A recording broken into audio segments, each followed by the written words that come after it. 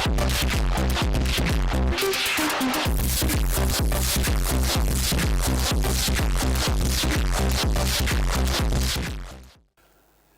Nigerian government fully complies with the minimum standards for the elimination of trafficking in persons and prostitution. Over the years, the government more than doubled the number of human trafficking offenders convicted, while it has improved assistance given to victims, also demonstrated strong awareness creation efforts and increased funding to its anti-human trafficking organization, the National Agency for the Prohibition of Trafficking in Persons, NATIP. Nigeria's strengthened anti-trafficking record over the last year reflects the cumulative impact of progressively increasing efforts made by NATIP. This does not change the narrative that Nigeria still remains a source, transit and destination country for women and children, including men, trafficked for the purposes of forced labor and commercial sexual exploitation. That is not the issue here. We met a German national on a visit to Nigeria and got to know that he is collaborating with agencies involved in checking or fighting the ever-rising trend in the trafficking in persons as well as prostitution outside Nigeria. He is Mr. Andres Kalok. Welcome to Diplomatic Ties. Thanks. Under the aegis of Hat Factory Vienna, Austria, he is working with relevant agencies on prostitution and human trafficking in Nigeria. Mr. Kalok also collaborates with an organization called Media Campaign Against Human Trafficking. His organization, the Hat Factory, visits unsuspecting victims who are either women and men. The organization also provides opportunities for the future and supports people in crisis situations, including those who are looking for an alternative to prostitution. Indeed, an alternative to prostitution. Once again, Mr. Andres Kalok, you are welcome to the program. Thanks a lot. That's the focus of the program, and our focus basically is how he's collaborating from the private sector with government agencies in Nigeria in an effort to give us a clean slate in the onslaught against human trafficking and prostitution, which has to do with forced labor, name it, outside the shores of Nigeria. That will be the focus on Diplomatic Ties today. This and more after this time out. Stay with us.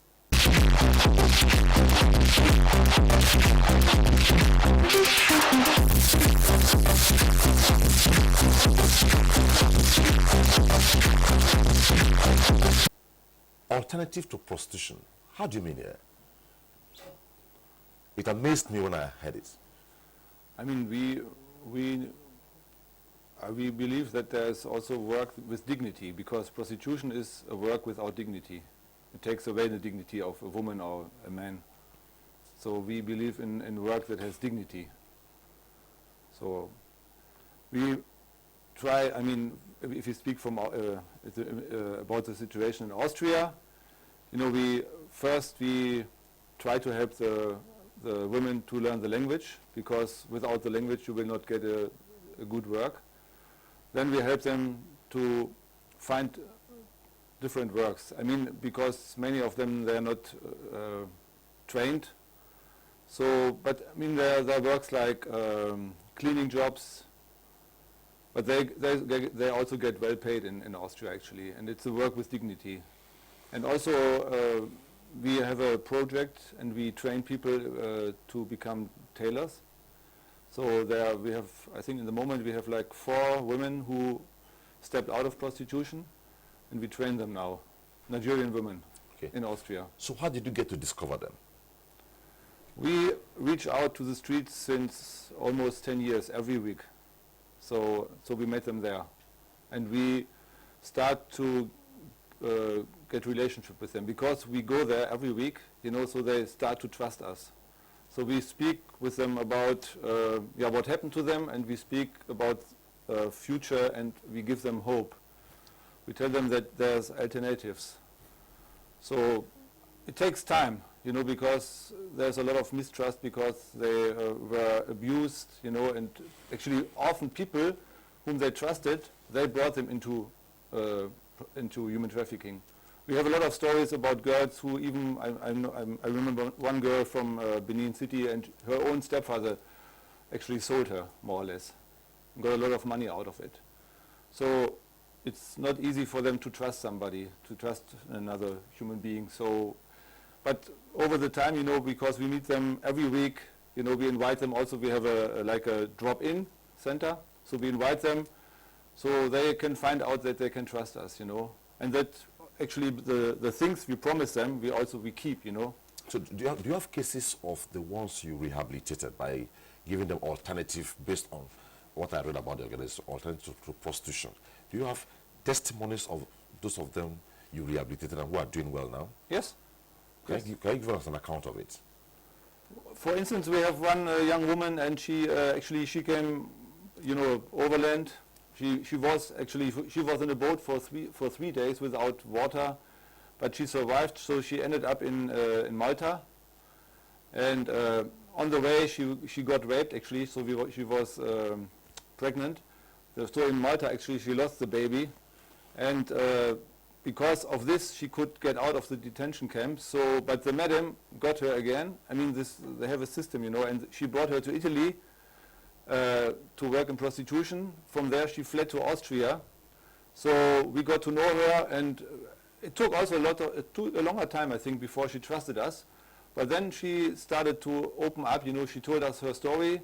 So we helped her, and in the end, she got a humanitarian visa, and actually also she got married. And she has a child now, and she has a work. She's working in a I think in a family, like cooking and looking after the children, and so I think it's a good story. So your organization, the Heart Foundation Factory, is it only focused on people who are illegally living in Nigeria, or you are looking at other parts of the world too?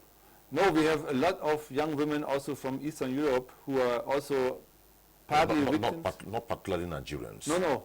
Okay, fine. Is this your first time in Nigeria? No, it's the 6th time. So can you give us your exploits, your interactions, your interface, your collaboration with the agencies in Nigeria?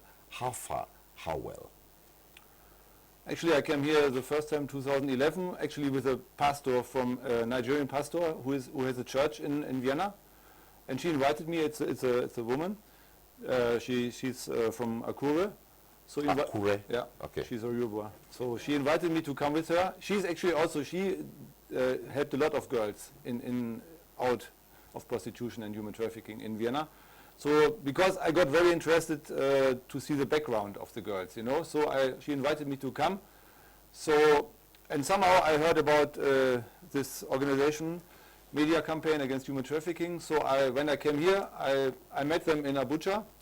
And I got to know about what they do, and they invited me actually for an awareness campaign in Benin City in the same year in November. So which year was this? It was 2011, okay. In August. Okay. So actually I came back a second time in November.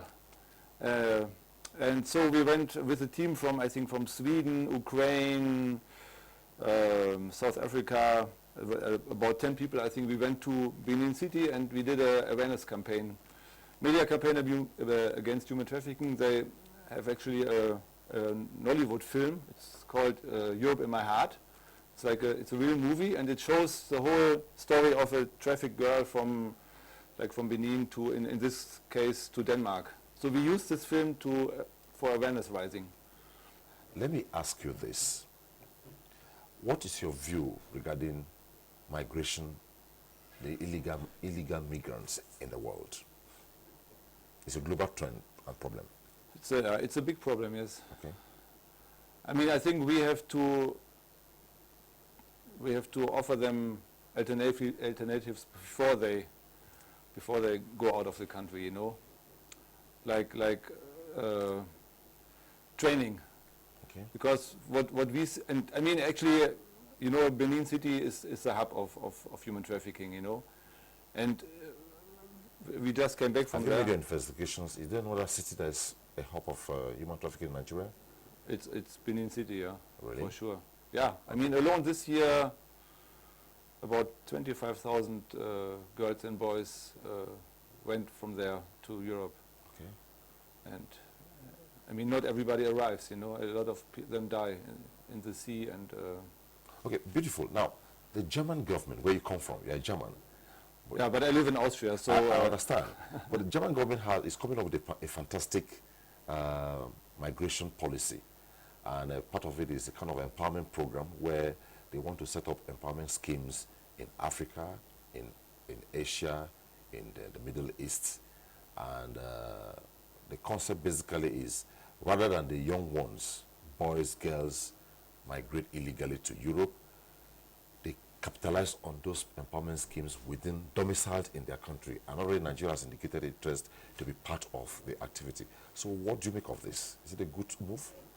I'm convinced it's a very good idea, and I hope we can bring it into practice. So it I don't know much. I just heard it also in the news or so, but I think if this would work, I think it would really help.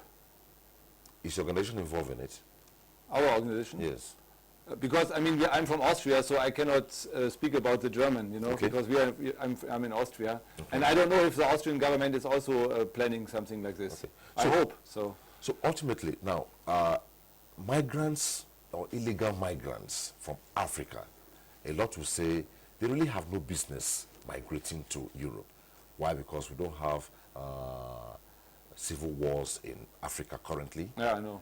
I said maybe a snippet of them in one or two places like that. Now, what can be done to check it in Africa to reduce the level of young ones, both in the female and masculine gender, migrating to Europe in droves? I think one point is awareness, to tell them that many of them, they think that the streets in Europe are plastered with gold, you know. We always, I mean, when I have been in Benin City now 3 times, and I always try to tell them that, you know, in Europe, young people also have to work hard to make money, you know. It's a long way. I mean, you have to go to school, you have to learn a profession, or you have to study, you know, and it takes a lot of time. And I mean, we always say you have to start small, you know. The mind of especially of the young people in Benin is somehow perverted, you know. They think, because sometimes they see that girls who went to Europe, sometimes suddenly they send back money, you know. So the parents start building a big house, suddenly a big car stands in front of the door. So in the mind of the other people, they think, oh, it goes fast, it goes easy, you know. So they try to also to send their girls or boys to Europe, you know, to make the money. But actually it's only in some cases that it works. Most of the time nothing comes out, you know, and the pockets are empty. So we really try to tell them that, you know, start small, you know, and take time. And we really believe that something will come out if you start small and do step by step, you know. As long as you think that money comes fast, you know, you are really in danger to fall into this trap of the human traffickers, you know, because this is actually what they tell you, you know. They tell you that you can make money fast, you know. Okay. But this is actually not true. Most times, the one way to change a trend is when you use victims who have converted Yes. from the trend to what is that. Yes. Have you bothered to adopt the change agents approach, where maybe you have testimonies of girls through your organization who are back in Nigeria, and you want to use them in the campaign? Are you involving them in this? Yes. Can you give us an example? Yeah, we have this one Igbo man actually who was trafficked to South Africa, and he's back now in Nigeria, and he speaks open about his story, you know. So we sometimes take just last Monday we did a training in the Equa Church, so he was also there, and he told this group his story, you know. Can you tell us his story? What's the story like? Yeah, they told him that he could become a professional football player. So they paid the airfare in this case to Cape Town. But when he came out of the airplane, you know, they told him, actually, this is not the truth. So here you have some drugs and you have some girls. So now you have to sell the drugs and and pimp the girls. And actually, people from MECAT, from this organization in South Africa, they met him when they did outreach, and they told him that they can help him to start a new life. So he actually stopped this, and he came back to Nigeria. So what's he doing now in Nigeria? Actually, in the moment, he's just getting he had a fake passport actually. So he's now has the real passport, and now he wants to do like we call it discipleship training program. It's actually from a Christian organization. So it's like a 6-month program. So he's now waiting to do this. But he is really, I would say, a good testimony of somebody who stepped out and can really tell the truth from inside, not just theories. Okay, beyond Benin, have you been to any other city in Nigeria on your advocacy program? Yes, to Ibadan. So what happened there? Ibadan is also it's also a hotspot of actually prostitution. Okay. And but we also have people there. We train people there, and now they are also doing outreach. And already, I mean, they have like they have one girl also that stepped out and is now in this kind of discipleship training program. Okay. We just met her last week. Sisters of Nigeria. Yes. Self-employment training. Yes. The collaboration with religious bodies, if any. So, what can you tell us on this? Okay, let's start with Sisters of Nigeria. What is the initiative all about? Actually, this was, we started this already before I went to Nigeria. It was because we met all this, we call them, they are our sisters, Okay, the ones you discovered over there. Yeah. Okay. We don't call them prostitutes, We call them treasures or sisters, because we meet them really on eye level, We are not better than them, So we don't believe that there's small sin or big sin, In God's eyes, we are all the same, yeah. and we beings. Now, what other collaboration are you doing in Nigeria? Have you met religious organizations? Yes, we work mainly with churches, actually. Okay. We do most of the trainings. So how do you carry out your campaigns or advocacy in churches or religious organizations, if I will put it that way? I mean, we have a lot of contact to different churches, and so they invite us because they get interested, because we really believe that it's actually the church who should reach out to these girls. Because, this is what actually Jesus taught us, So we really believe that Jesus... On the flip side, you say you talk to the girls. Yes. What could be responsible for a young girl or a parent package her daughter or package her son and say, go to a country, God knows where, so that you struggle and bring back money? What could be responsible? It's actually a lot of greed. Okay. Greed? Yeah, greed is a big problem. Okay. Because,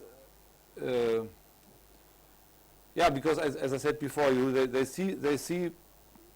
suddenly they see that there's a big house growing, and so greed is coming up because they think, oh, I want it too, Okay. So instead of finding good ways to, have enough for every day, the idea comes to their mind that they could also send their daughter to Europe, Some persons, some quarters view that poverty is responsible. Is it true? Sure, poverty is driving it. Poverty is also a kind of it's a big reason, yeah. But there is still, I think there is a difference between work and dignity, even if you don't become rich, and becoming greed and trying to get a lot of money, At least, often it doesn't happen actually, because if you send your daughter and she dies on the way, then nothing will come out. Okay, your current mission to Nigeria, what have you done or discovered before you go back? You are currently in Nigeria. Yes, yeah. You came still part of the works you're doing. Yeah. So what did you discover, and where did you visit? I mean, we did trainings, you know, so we did trainings in Benin, in Ibadan, in Jos, and in Abuja. So I discovered that there are churches who really will get involved. You know, they really have the heart for this, and they asked us to come back. So this is actually, I think for me, it's good news. So, but I have also discovered that there's so much to do that sometimes you really get depressed. Really? Yeah, sometimes it's overwhelming, you know. So I mean, will you come back? sure, I will come back soon. Yeah, I plan to come back in April or May. Okay. So your last word. What words do you have for your collaborators? NAPTIP, Media Campaign Against Human Trafficking, the religious organizations, immigration. What word of advice or maybe encouragement do you have for them? I think it's very important that we all work together and not against each other. That we try to get enough, every information we can get. You know, we also, I mean, it's, you know, we really have to fight corruption, because I mean corruption is still a big problem. Because the traffickers, they have a lot of money, you know, and they can, with money you can do almost everything, you know. So yeah, we really need people who know that to traffic somebody, it's really an awful thing, you know, and it actually kills the life of a girl, you know, because working in prostitution, it's really, it takes the dignity of a young woman, you know. So people have to wake up, and you know, money is not. I mean, money is it's not all you can have in life. You know, there are things that are much more important than money. So what network strategy could be adopted between nations of the world to check this? Because, for instance, if there's a route between Nigeria, Benin Republic, all through, and there are safeguards between Nigeria and Benin Republic and other places, yeah, it could be checked. What advice can you give in this direction?